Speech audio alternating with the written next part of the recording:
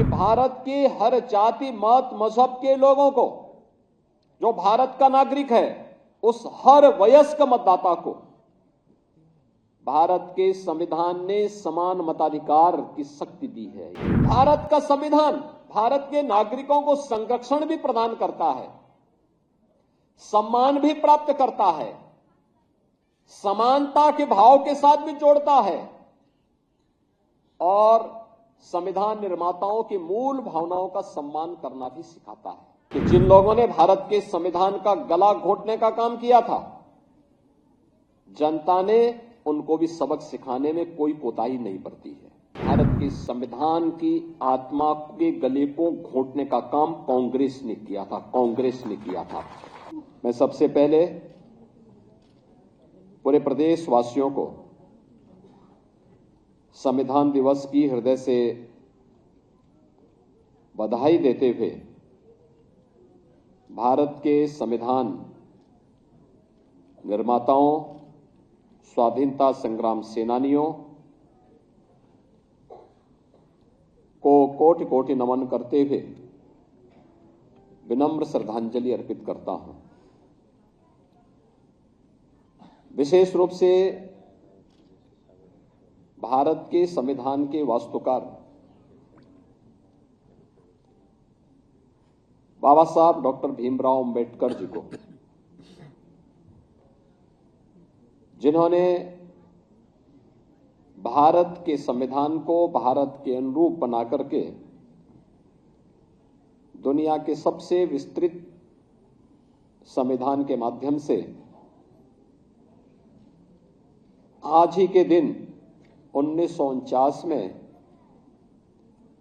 एक भारत श्रेष्ठ भारत की आधारशिला को पुख्ता कर दिया था। हम सब जानते हैं कि 15 अगस्त 1947 को यह देश आजाद होता है, लेकिन आजादी के पहले 1946 में भारत के स्वाधीनता संग्राम सेनानियों की मांग के अनुरूप कैबिनेट मिशन के सामने जब भारत ने अपना प्रतिवेदन रखा और हमारे स्वतंत्रता संग्राम सेनानियों ने अपना प्रतिवेदन रखा था, तो उन्होंने अपने देश के लिए एक स्वतंत्र संविधान सभा गठन करने की मांग की थी। 1946 में संविधान सभा के चुनाव और संविधान सभा के गठन के बाद पहली बैठक 9 दिसंबर को होती है और 11 दिसंबर 1946 को डॉक्टर राजेंद्र प्रसाद जी पहली बैठक की अध्यक्षता श्री सत्येंद्र नारायण सिन्हा जी ने की थी, जो संविधान सभा के सबसे वरिष्ठतम सदस्य थे। और उस सभा में डॉक्टर राजेंद्र प्रसाद जी को 11 दिसंबर 1946 को भारत के संविधान सभा के अध्यक्ष के रूप में उनका चयन होता है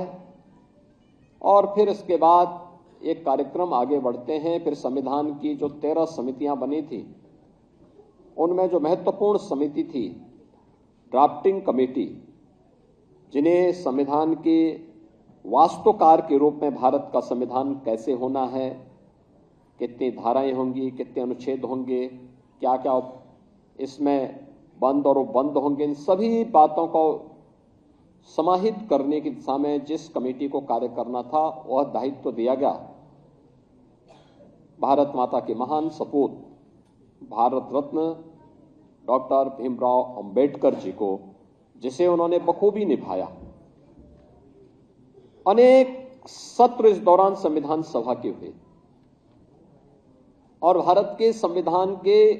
अलग अलग सत्रों के माध्यम से अलग अलग मुद्दों पर अलग अलग भारत की जनता के अनुरूप न्याय, समता और बंधुता के लक्ष्य को प्राप्त करने के लिए क्या कुछ हो सकता है, इसके लिए अनेक सत्रों के माध्यम से जो निचोड़ आया कभी आप देखेंगे 10 वॉल्यूम में भारत के संविधान सभा में हुई विभिन्न बहसों पर कितनी सार्थक बहस है। आज भी वह हमारी विधायिका के लिए, हमारी न्यायपालिका के लिए और हमारी कार्यपालिका के लिए एक मार्गदर्शिका के रूप में वे डिबेट हम सबका मार्गदर्शन करते हैं। और हम लोग चाहेंगे कि वास्तव में भारत के संविधान सभा के माध्यम से जो डिबेट हुई है, हर संस्थान में वे डिबेट होनी चाहिए। आपको उसमें मुद्दे मिलेंगे, तथ्य मिलेंगे, भारत की यात्रा के बारे में एक जीवन दर्शन को जानने और सीखने का एक अवसर आपको प्राप्त होगा। और अंततः उसका निचोड़ जो डिबेट हुई है, वे डिबेट मूल रूप से नहीं, उसका एक निचोड़ जो लेके आना था वह भारत के संविधान के रूप में बाबा साहब भीमराव अंबेडकर जी ने देश को दिया। 26 नवंबर 1949 को संविधान सभा ने संविधान अंगीकार किया और 26 जनवरी 1950 को भारत ने अपना संविधान लागू किया। ये हमारा सौभाग्य है कि भारत की स्वाधीनता के अमृत काल में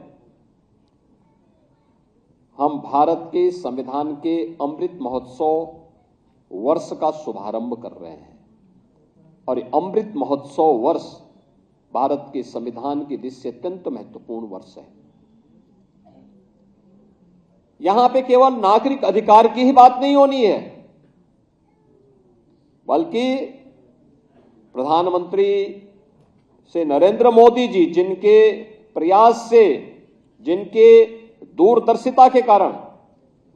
आज हम संविधान सभा का दिवस के इस आयोजन के साथ सहभागी बन रहे हैं, जिसे उन्होंने आज से 10 वर्ष पहले पूरे देशवासियों को कहा था, जब उन्होंने बाबा साहब भीमराव अंबेडकर के भव्य स्मारक के बनाने के कार्यक्रम का शुभारंभ किया था। तब उन्होंने कहा था कि समय आ गया है जब हम भारत के संविधान दिवस को भी एक सार्वजनिक महत्व का दिवस मान करके इस आयोजन को पूरी भव्यता के साथ आयोजित करना सीखें।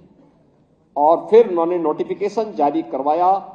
और नोटिफिकेशन जारी करवाने के बाद 26 नवंबर 2015 से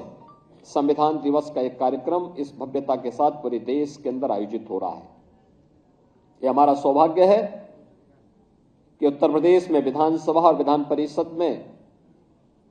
हम लोगों ने नागरिक कर्तव्यों को लेकर के इस पे एक डिबेट भी करवाई थी। लगातार इन मुद्दों पर चर्चाएं हुई। 2019 में हम लोगों ने इस मुद्दे पर विशेष सत्र आयोजित करके इस पर एक दिन का पूरा सत्र ही नागरिक कर्तव्यों को लेकर के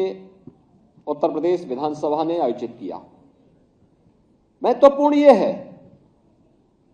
कि भारत का संविधान हमें अधिकार देता है, और कितना बड़ी बात है कि भारत के हर जाति मत मजहब के लोगों को, जो भारत का नागरिक है, उस हर वयस्क मतदाता को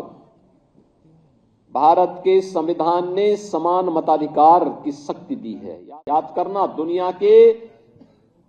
तमाम ऐसे देश हैं जो अपने आप को आधुनिक लोकतंत्र का जनक मानते हैं, उनके यहां जाति खेमे में बटे हुए लोग थे। वे उन्होंने अपने यहां भेदभाव किया था, उन्होंने अपने प्रत्येक नागरिक को वोटिंग का पावर नहीं दिया था। लेकिन भारत ने जब पहला आम चुनाव 1952 में होता है, तो हमारे इस महान संविधान के नाते भारत का हर वह नागरिक जो वयस्क मतदाता था, उसको मताधिकार का एक समान अधिकार प्राप्त हुआ था। ये भारत के संविधान की देन है और बाबा साहब भीमराव अंबेडकर की देन है। याद रखना, दुनिया के अंदर आधुनिक लोकतंत्र के जनक कहे जाने वाले उन तमाम देशों में महिलाओं को मताधिकार की यह शक्ति भारत से बाद में प्राप्त हुई। और अब तो भारत उससे भी आगे बढ़ चुका है जब प्रधानमंत्री मोदी जी ने नारी शक्ति वंदन अधिनियम पारित करके आने वाले समय में विधायिका में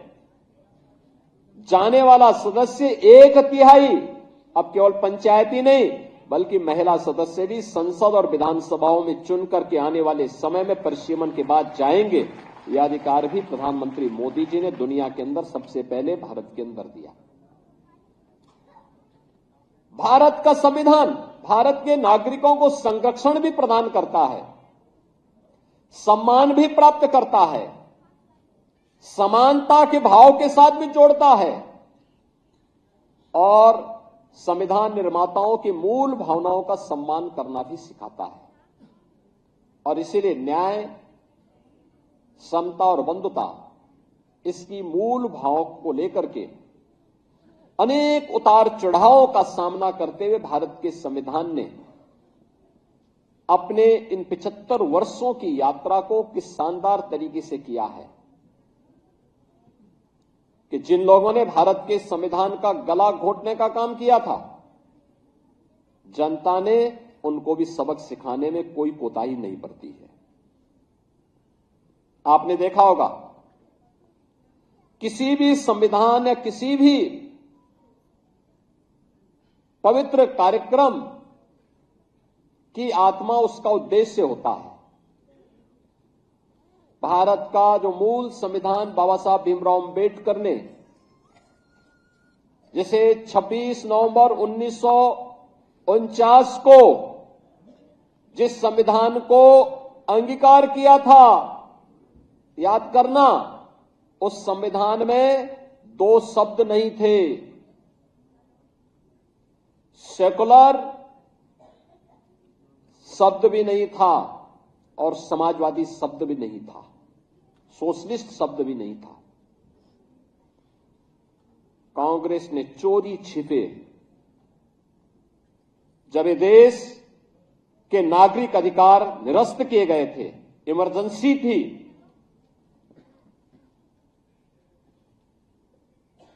तब इन 2 शब्दों को भारत के संविधान में डाल करके भारत के संविधान की आत्मा के गले को घोंटने का काम कांग्रेस ने किया था। और इसीलिए जो लोग देश की जनता को गुमराह करते हैं, उन लोगों को बताए जाने की आवश्यकता है कि देश के प्रति इनके भाव क्या है। इनका चेहरा लोकतांत्रिक दिखता है लेकिन वास्तव में लोकतांत्रिक नहीं। यह अपनी उस तानाशाही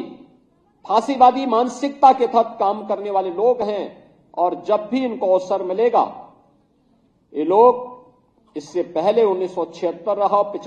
1975 रहा हो या फिर भारत के बाहर जाकर के भारत के अंदर बाबा साहब भीमराव अंबेडकर के द्वारा सामाजिक रूप से